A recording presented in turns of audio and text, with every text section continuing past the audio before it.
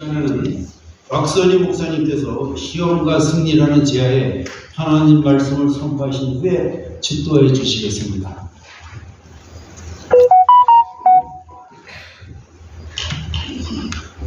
오늘 말씀은 대단히 중요한 말씀입니다. 다 같이 한 목소리로 읽으시겠습니다.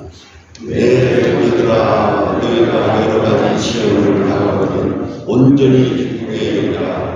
이런 너희 믿음의 시련이 인내를 만들어내는 줄 너희가 아니라 인내를 온전히 이루라. 이런 너희로 온전하고 포기하여 조금 더 부족함이 없게 하려 함이라. 아멘.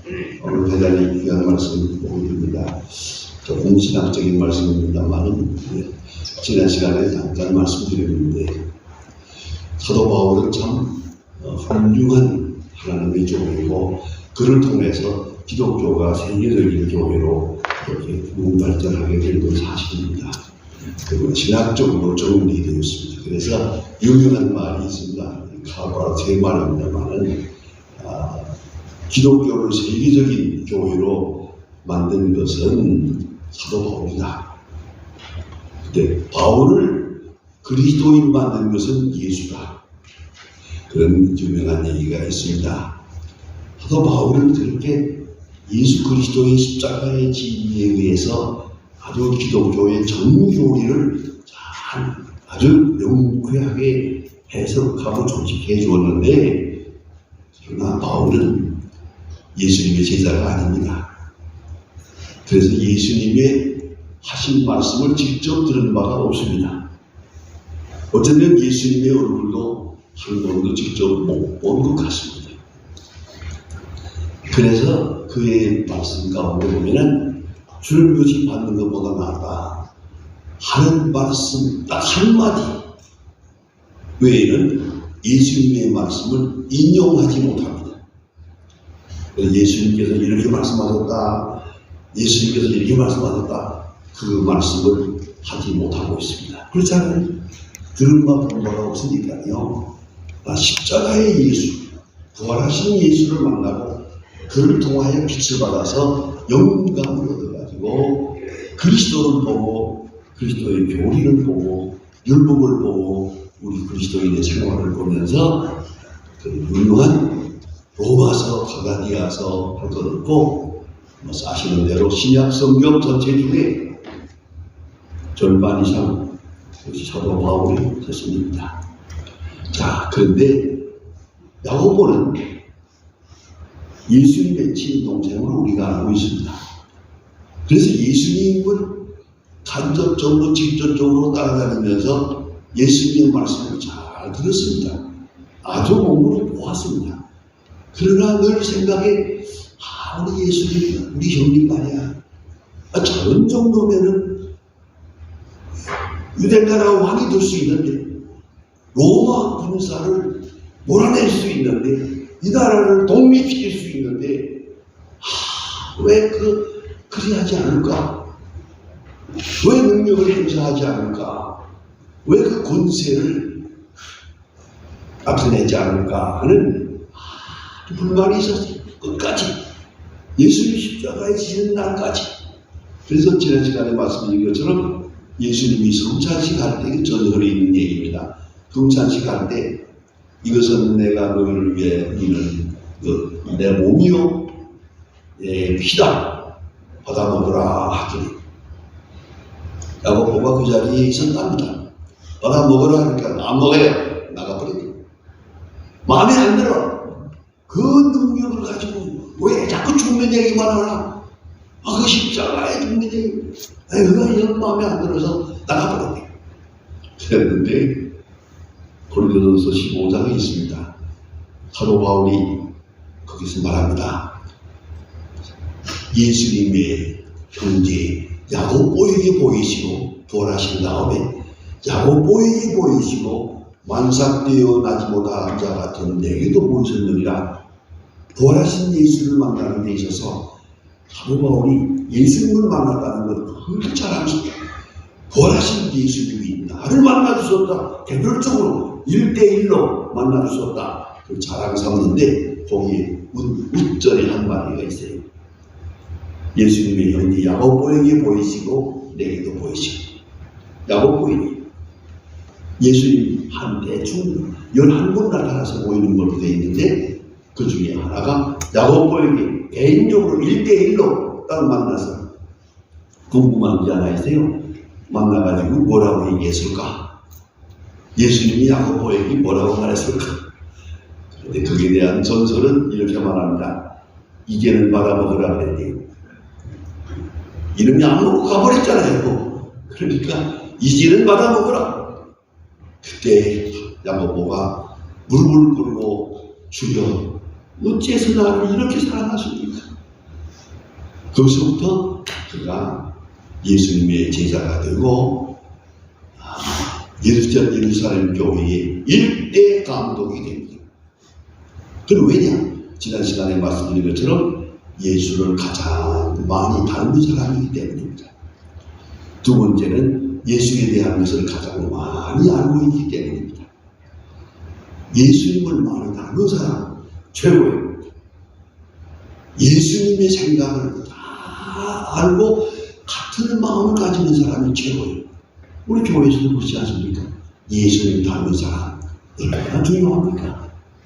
그래서 인천 제2호에서 목회할 때 그런 경험을 했습니다. 장로님 한 분이 계시는데 돌아가셨으니까 이런 얘기해도 괜찮습니다. 한 4번 장로님이라고 하셨는데 교인들이 쓰는 말에 이건 뭐 교인들이 만든 얘기예요. 한마디 말이 돌아가는데 뭐냐? 예수 동생이다. 저 장로님은 예수님 동생이다. 그만큼 경망이 있었습니다. 정말 그 에피소드가 맞습니다. 제가 할 말이 맞습니다. 정말 예수님 동생 같은 그런 것을 내가 보고 장로님이지만 제가 깊이 존경하며 그래서 한평생을 목회한 일이 있습니다. 아무튼 어떻습니까? 우리는 돈 많은 사람, 지식이 있는 사람, 권세 있는 사람, 우리가 바라는 것은 예수 닮은 사람, 그 말하는 것, 그 생각하는 것, 행동하는 것, 얼마나 예수 많이 닮았냐. 예수를 많이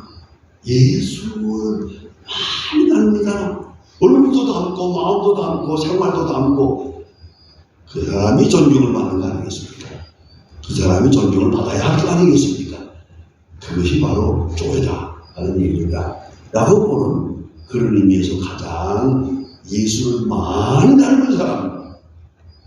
그래서 수대받아서 예루살렘 교회 일대 감독으로 30년 동안을 교회를 섬기게 됩니다. 그가 오늘 이 편지를 쓰는데 놀랍습니다. 여러분 지난 시간에 1절을 읽지 않았습니까? 1절을 봤는데 지금 2절 봅니다. 야고보서 2절입니다. 2절인데 벌써 뭐 형제들아 너희가 여러 가지 시험을 만나게 온전히 기쁘게 여기라. 시험 딱 말합니다. 벌써 딴 얘기가 없어요. 야고보의 말 중에는 40%가 예수님이 하신 말씀을 그대로 인용하고 있습니다. 그래서 이 야고보서가 중요합니다. 여기 보면 첫 번째 관심사가 시험입니다. 그래서 교인들이 시험 당하는 걸 보았거든요. 시험 때문에 고생하는 걸 다 보았거든요. 이 시험 문제를 해결하지 않으면 신앙생활 바로 될 수가 없어요. 이 참으로 중요한 겁니다. 그래서 시험, 이 문제에 대한 신학적, 신앙적 해석을 내리고 거기서부터 출발해야 됩니다. 근데 오늘도 많은 분들이 신앙생활 하면서 우리 시험을 많이 당해요. 목사님 기도해 주세요. 시험을 많이 당해요. 그렇지 않습니다. 병들어서 시험이고, 가난해서 시험이고, 억울해서 시험이고, 이런 시험 당하고 있잖아요. 이것이 제일 큰 문제인데, 그에 대한 해석이 중요해요. 그걸 어떻게 풀이하느냐 하는 것이 중요하죠. 시험이라는 말은 원래 이 베라도라는 말의 헤브라어의 뜻은 그렇습니다. 여러 가지 시험을 만나거든요. 여러 가지 시험입니다. 많이 당한다는 얘기가 아닙니다. 여러 가지 모양으로. 돈에 대해서, 여성에 대해서, 명예에 대해서, 여러 가지 시험을 만나거든 온전히 기쁘게 여기라. 대단한 말씀입니다. 시험을 만나면 어떻습니까? 슬프게 여기죠? 탄식하죠? 하나님이 나를 버리셨나? 내가 버림받았나? 생각하는 게 일반적인 생각이에요. 야고보는 말합니다. 아니, 시험을 만나거든 기쁘게 여기라. 굉장한 말씀이죠. 굉장한 초월적인 말씀입니다. 시험을 만나거든 기쁘게 여기라. 얼마나 중요한 일입니까? 우리는 시험을 만나거든 우리는 슬프게 여깁니다. 버림받았나? 하나님이 나를 버리셨나? 하나님이 안 계신가? 하나님의 능력이 없나? 그런 생각을 다 합니다. 이게 진짜 시험입니다. 시험에 빠지는 겁니다. 어떤 시험을 만나든지 시험을 만나거든 온전히 기쁘게 여기라. 굉장한 말씀이에요. 이 똑같은 베이라조라는 말이 이 해석이 두 가지가 있습니다. 하나는 시험이고 하나는 시련입니다. 시련이라고 한다면 되게 외적인 것입니다. 시련이라는 것은. 그리고 시험이라는 것은 내적인 것입니다. 심령적인 것입니다. 그리고 시련이라고 하면은 목적이 선합니다. 목적이 있어요. 그런가 하면 시험이라고 하면 넘어뜨리기 위한 겁니다. 시험에 빠지게 하는 넘어뜨리기 위한 목적이 다릅니다. 시련이라고 하면은 믿음을 도와주는 것이고 시험이라고 하면은 범죄하게 만드는 겁니다. 범죄하게 만드는, 타락되게 만드는 게 그게 시험입니다. 근데 시련이라고 하면 하나님의 은총 속에 있는 것이고 시험이라고 하면 이건 악마의 손에 있는 겁니다. 그러므로 우리가 깊게 생각해야 합니다. 이제 본문에 있는 말씀 중에서 깨달아야 할 일이 있습니다. 시험을 시련으로, 시련을 축복으로, 축복을 사명으로. 이것이 그리스도인입니다. 오늘 한번 분대식으로 한번 합시다. 며칠 전에 제가 남성교회 전국연합회 모임에 가서 설교를 한번 했는데 7시에 지난번에 갔었는데 며칠 전에 그 남성교회 아니 전국에서 모여들었는데 350명 아침 7시 연합회관에 꽉 차게 모여가지고 그 집회하는데 제가 가서 설교를 했습니다만 내가 감동받아서 한 소망이 있다. 이 전국에서 그걸하고 능동하고 그 능력 있는 분들이 350명이 모여가지고 그런 아침 예배를 드리는 것을 보았습니다. 그런데 여러분 이걸 알아야 합니다. 그리스도인은 언제나 시험을 시련으로 생각해야 합니다. 시련이라고 하면 그건 축복입니다. 축복이라고 하면 공짜가 아닙니다. 축복은 사명입니다. 그런데 그 남성교 회원들이 뭘 이렇게 분가처럼 노래도 만들어 부르더라고요. 꼭 분가 같아요. 노래도 같이 만들어 부르고 구호도 외치고 그게 마음에 들더라고요. 우리도 한번 해봅시다. 따라가세요. 시험을 시련으로, 시련을 축복으로, 축복을 사명으로. 한 번 더. 시험을 시련으로, 시련을 축복으로, 축복을 사명으로. 한 번 더. 시험을 시련으로, 시련을 축복으로, 축복을 사명으로. 그게 그리스도인입니다. 여러분 예수님께서 시험 당하신 거 아시지요? 마귀가 와서 시험을 합니다. 돌로 떡 만들어 먹어라. 성전에서 찍어내리라. 내 앞에 한번 무릎을 꿇어라. 시험을 합니다. 마귀가 시험을 합니다. 이거 분명히 마귀의 시험입니다. 그러나 예수님은 하나님의 말씀으로 잘 이겼습니다. 이기고 나니까 뭐 됩니까? 하나님의 영광이 함께합니다. 하나님의 영광이 함께합니다. 하나님의 능력이 함께합니다. 천사가 와서 도와주고 오세요. 그러니까 예수님은 분명히 시험을 당했습니다. 그러나 시련으로 바꿨습니다. 의미를 바꿨습니다. 시련으로 바뀌었습니다. 의미가. 그러므로 예수는 구세주가 되고 만백성을 구원하는 귀한 역사를 이루게 됩니다. 그 예수님이 시험 당하신 이야기는 굉장히 중요합니다. 제가 그에 대한 조그마한 책을 하나 썼었는데, 그게 저한 수많은 걸 판냈습니다. 아무튼 이 예수님이 시험 당하는 거 가만히 보면은 이게 시험은 틀림없어요. 마귀가 나쁜 목적으로 예수님을 타락시키고 예수님을 약하게 만들기 위해서 하는 변명적으로 이렇게 한 역사지만은 예수님은 말씀으로 다 이겼습니다. 말씀으로 이겼습니다. 다 이기고 나니까 이건 시련이 됩니다. 시험이 시련이 되는 겁니다. 이걸 잊지 말아야 합니다. 이게 말씀드리면 보면 마귀가 와서 돌로 떡 만들어 먹으라 그럽니다. 돌로 떡 만들어 먹으라. 예수님께서 사람이 떡으로만 사는 것이 아니요 라고 대답하셨다 라고 합니다. 그런데 좀 미안한 얘기입니다만 제 비서가 언젠가 하면 목사님 내가 한번 시험 걸게. 예수님께서 마귀가 와서 예수님에게 돌만 떡 만들어 먹으라 할 때 대답하셨는데 뭐라고 대답했지? 그래서 내가 사람이 떡으로만 사는 것이 아니요 라고 대답했지. 아니요, 틀렸어요. 가라사대. 성경에 말씀하기를 그게 대답이지. 그래서 내가 쳤어요. 가라사대입니다. 가라사대. 성경에 말씀하기를 성경으로 이긴 거 아닙니까? 그런데 여러분 이걸 알아야 된다. 시험은 분명히 사건입니다. 외적인 것이고 마귀적인 것일 수도 있어요. 그러나 이거를 하나님의 말씀으로 잘 이기면 뭐예요? 시련이 됩니다. 시험이 시련이 됩니다. 시련은 축복입니다.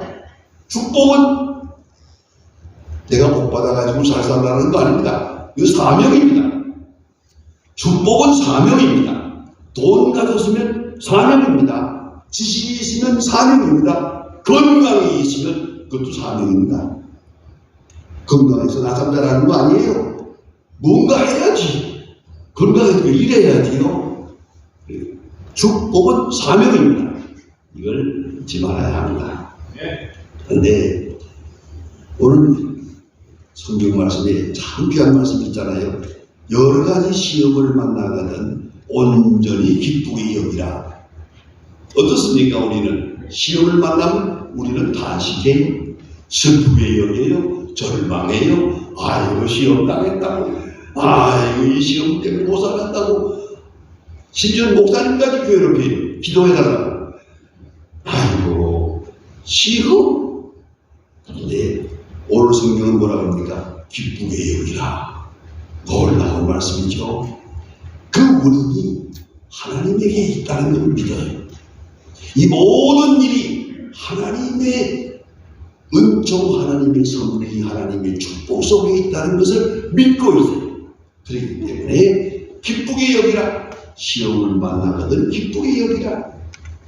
또한 시험을 통해서 힘을 얻지요, 지혜를 얻지요, 능력을 얻지요, 권세를 얻지요. 그리고 최종 결과는 하나님께 영광이 되지요. 로마서 5장 2절에 하나님의 영광을 바라고 즐거워하느니라. 시험을 당할 때도 하나님의 영광, 이 시험을 다 당한 끝에 저기서 하나님께 영광 될 것을 알고 기쁘게 여기라. 영광 되게. 또한 3절에 그런 말씀이 있습니다. 환난 중에도 즐거워하며 환난한 인내를, 인내는 영광을, 연단을, 연단은 소망을 이루는 줄 알니라. 믿음으로 아는 겁니다. 저 앞에 있는 것을 압니다. 이 시련을 통해서 주신 축복을 알고 있습니다. 미리 알고 있습니다. 미리 아니까 기뻐할 수밖에. 기뻐할 수밖에. 그게 바로 그리스도인의 모습입니다. 그래서 시험을 당한다고 할 때, 아이고 나는 넘어졌다, 나는 하나님이 나를 버리신다 보다. 그건 잘못된 거예요. 어떤 시험을 당하는데도 그 시험 속에는 하나님의 경륜이 있고 하나님의 사랑이 있고 하나님의 축복이 있다는 걸 꼭 잊지 말아야 합니다. 그래서 시험을 당할 때 오히려 기뻐하는 것, 이 그리스도인입니다. 믿음의 시련이 있습니다. 성경에 믿음의 시련이 인내를 만드는 줄 안다. 초점을 분명히 합시다. 시련의 초점은 믿음입니다. 물질이 아닙니다. 돈이 있다 없다, 건강이 있다 없다, 그게 아닙니다. 믿음입니다. 시험의 초점은 믿음에 있습니다. 믿음을 흔들어 놓는 겁니다. 네가 뭘 믿고 있느냐, 네 믿음이 어떠냐, 내 믿음의 정도, 내 믿음의 수준, 내 믿음의 능력, 그걸 시험하는 겁니다. 믿음을 시험하는 겁니다. 모든 시험의 중심 초점은 믿음입니다. 하나님이 아브라함을 시험했습니다.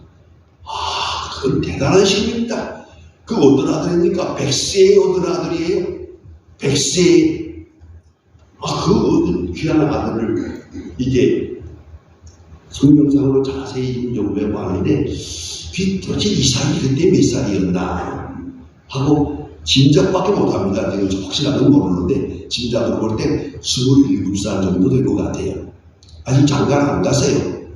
그런 나이인데 하나님이 말씀하십니다. 아브라함아, 네 아들 모리아 산으로 데리고 가서 내게 제물로 바쳐라. 이게 있을 수 있는 일입니까? 이것 때문에 그 전설에 의하면요, 밤새껏 고민했대요, 아브라함이. 그래서 아니, 고민 뭐예요? 고민의 초점은 하나님. 이런 하나님이 아닌데, 하나님, 어째서 아들을 바치랍니까? 하나님이 어떻게 사람을 죽이라는 겁니까? 그 아들을 제물로 바치라. 하나님답지 않습니다. 하나님 나를 사랑하시는데 어째 그 100세에 귀하게 주신 아들인데 주실 때는 언제고 이제 와서 이게 웬일입니까? 밤새껏 고민해. 그리고 나서 전설에 의하면 아침에 alright, 하나님의 뜻이라면 바치겠습니다. 그런데 특별히 그 가치는 얘기도 가만히 보면요, 사흘길을 갔다 그러지. 모리아산까지 가는데 사흘길을, 그 사흘길이라는 게 중요해요. 왜냐하니까 사흘길 가면서 고민할 거 아니에요. 당장 시간에 맞춰라가 아니고요, 사흘길 후에 맞춰라. 사흘 동안 고민하는 거예요. 가다가 자고 가다가 쉬면서 아들을 보고, 아이고 저걸 내가 데리고 가는데 이제 올 때는 혼자 와야겠구나, 저걸 지나니까 바치라는데 사흘길을 고민하게 만들었어요. 이걸 아브라함이 이긴 거예요. 마지막에 산에 올라가서 제물로 바치려고 할 때 그 전설에 의하면 그렇습니다. 아브라함이 그랬답니다. 이삭아, 내가 너를 얼마나 사랑하는 줄 알지 압니다. 아버지 목숨보다 나를 더 사랑합니다.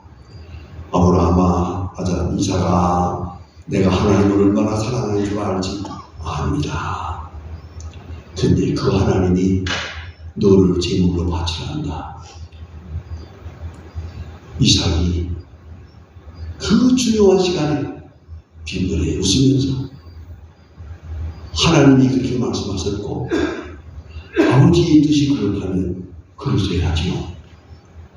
그리고 자기 발로 걸어서 제단에 올라갔다는 거예요. 참 그 귀한 일입니다. 경상도를 연극으로 하는 걸 내가 보았는데요, 눈물 없이 볼 수 없습니다. 감동적입니다. 아주. 어떤 시험입니까 이게? 우리가 시험 하지만 이렇게 큰 시험은 없어요. 도대체 납득이 안 가는 거 아닙니까? 이성적으로나 신앙적으로나 뭘로도 이해가 되지 않는 부분이에요, 이거는. 그러나 아브라함은 말합니다.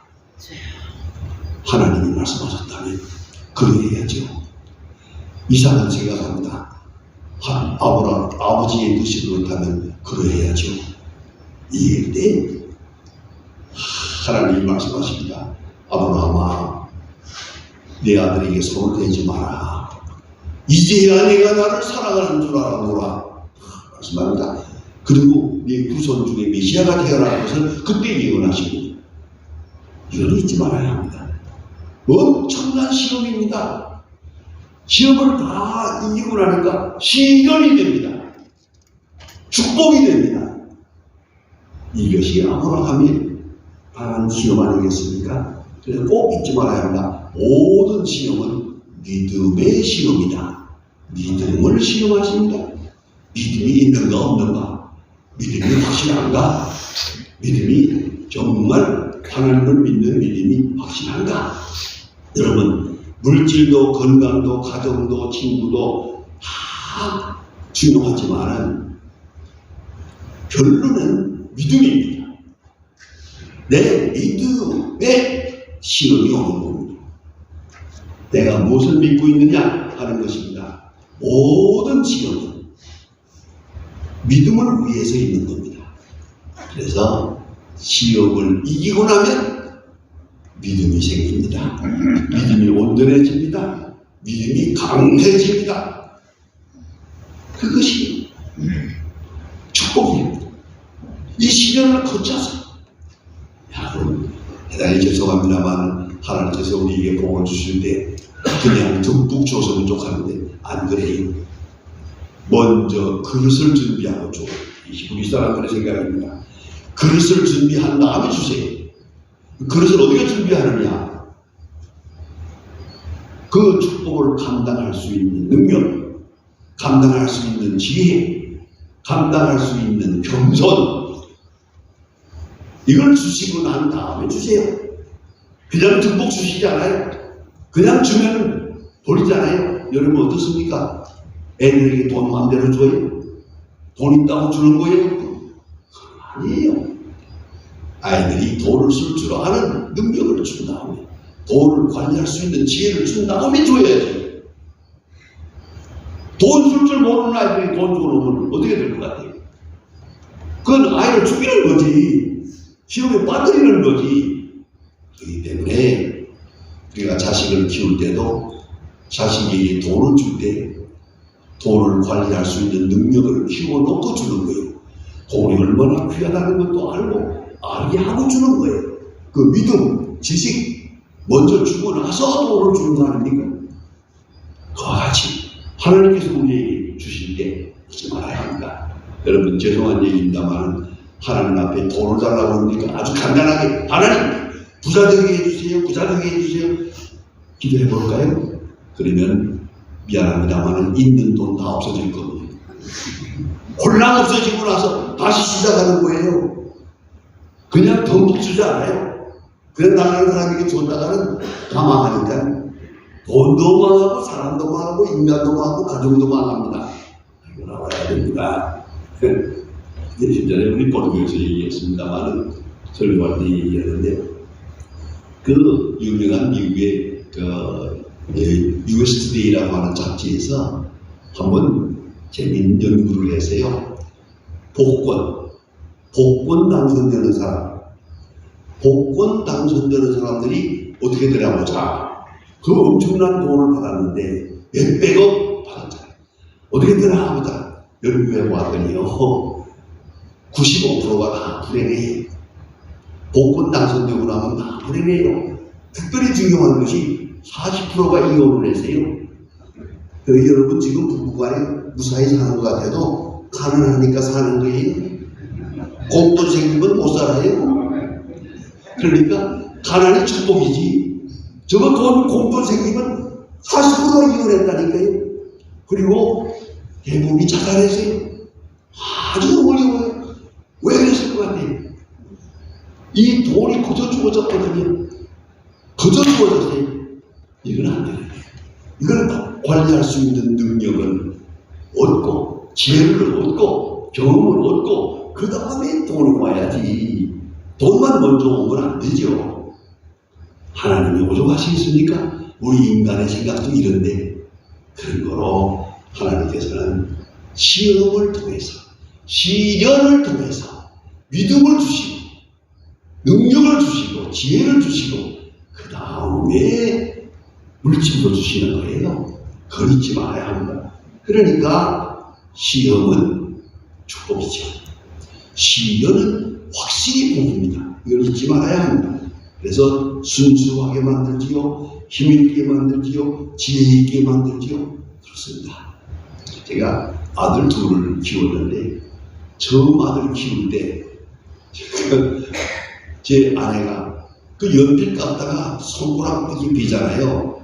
그러니까 그 엄마가 그 아들을 사랑하는 마음에서 전부 갖다 줬어요. 연필 열심히 갖다 줬어요. 그 아들은 지금도 연필을 못 깎아요. 둘째 아들은 그래서 아예 안 되겠다고 해서 내버렸어요. 칼하고 연필 다 줬어요. 손가락 몇 번 비었어요. 절대 안 돼요. 여러분, 시련이 필요합니다. 이 시련 없이 지혜가 없어요. 그렇지 않습니까?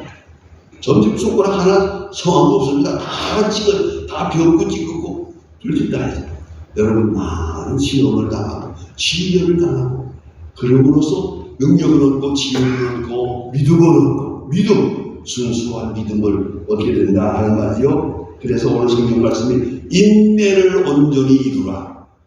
시험을 당하면서 인내를 온전히 이루라. 이건 수동적이 아니에요. 인내라는 게 하나님의 사랑과 능력을 믿고 저 앞에 있는 축복을 믿으면서 오늘을 견디는 거예요. 오늘을 견디는 거예요. 그게 바로 시련에서 오는 믿음이에요. 시련에서 오는 축복이에요. 그러지 말아야 합니다. 인내를 온전히 이루라. 온전히 이루라. 그래서 온전히 하라. 그러게 되면 온전하고 구비하여 조금도 부족함이 없게 하려 함이라. 얼마나 귀한 말씀입니까? 시련을 통해서 주시는 거예요. 온전히 구비하여. 이 헬라어의 뜻은 완전 부장을 말합니다. 여러분, 군사는 무기가 중요합니다. 무기만이 중요한 게 아니에요. 무기를 다룰 수 있는 능력이 중요한 거지. 이 지혜가 필요한 거 아닙니까? 총이 있다고 씁니까? 총을 쏠 수 있는 능력이 있어야지. 지혜가 있어야죠.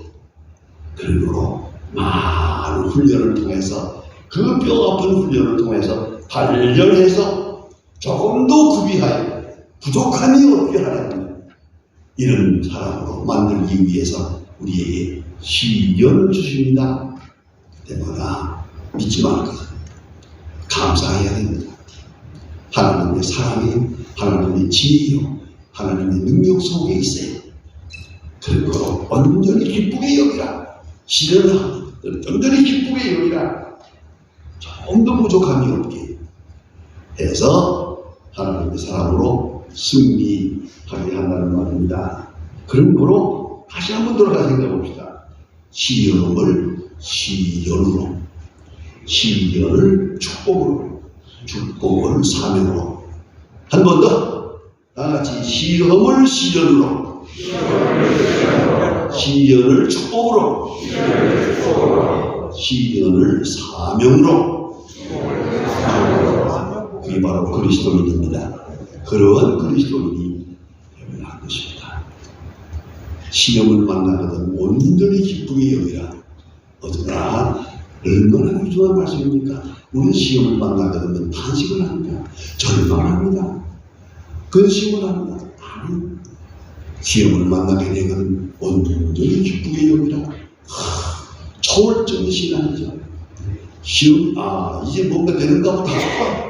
정말 하나님은 내게 복을 주시기 시작한다. 그런 마음을 가지고 시련을 통해서 주시는 하나님의 모든 축복을 감사하면서 이걸 사명으로 받는 그것이 바로 그리스도입니다. 이런 말씀입니다. 기도하십시다. 하나님 아버지, 오늘 이 주일 아침도 마다하지 않고 저희들이 주님 앞에 나왔습니다. 주일가 하나의 신령인 줄 알기에 이 주일을 이기고 주님 앞에 모였습니다. 이만큼의 믿음, 이만큼의 열심을 주신 하나님께 감사합니다. 또 이만큼의 건강도 주신 하나님 감사합니다.